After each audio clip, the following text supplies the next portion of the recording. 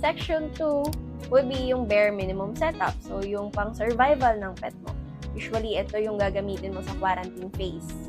Siyempre, unang-una na dyan yung enclosure. Pwede kang gumamit ng tub kasi nga basic setup lang and tub yung pinakamura. Similar to what I have here in the back, puro mga tub setup halos yung pets ko. So, siguro, let's say ball python or colubrids. By the way, this video is applicable for all types of snakes. Snakes ha, hindi other types of reptiles. So, let's say, bibili ka ng enclosure or tub for hatchling. Minsan, nagre-range yan from 200, 500, up to 1,000. So, para meron tayong actual data, try natin magtingin-tingin sa online shops like Shopee and Lazada. Okay, so may mga nakita na ako. Usually, nagre-range nga siya from 500 up to 1,000 para dun sa mga magagandang klaseng tub na malaki na talaga. Similar sa size itong nasa likod ko. So, let's say ang bibilin mo is para pa lang sa hatchling or baby snake mo. Doesn't matter kung ball python or colubrids like corn snake, hognose snake, or king snakes. Magmamatter lang naman yan sa size. Ang ball python, kailangan nila ng medyo mas malaking enclosure for the hatchlings compared sa colubrids.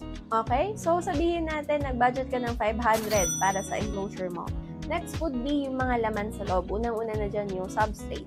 For the substrate, ang pinakamura dyan, and since quarantine pa lang naman, you can use newspaper, pwede sigurong kartulina, or pinakagamitin sa lahat, tissue paper.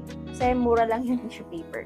Or paper towel. So, sa halagang 50, meron ka na siguro mabibiling ganun, di ba? Although, please be advised na yung tissue paper, hindi yan pang long-term na setup or substrate. Advice lang yan para sa mga naka-quarantine pa, usually mga hatchlings. Next would be yung hide. Pwede kang mag-DIY niyan ng mga take-out containers basta hindi siya see-through kasi kailangan nila, di ba, ma-feel nilang secured sila.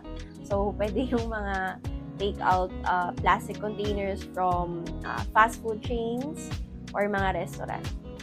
And ganun din sa water bowl or yung water dishes nila. Sa akin, may kita nyo naman sa likod ko, puro mga DIY lang yan. Next would be yung thermometer mo and hygrometer.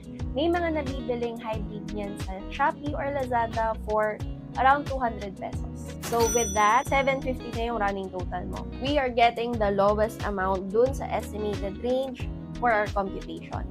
Okay, next section.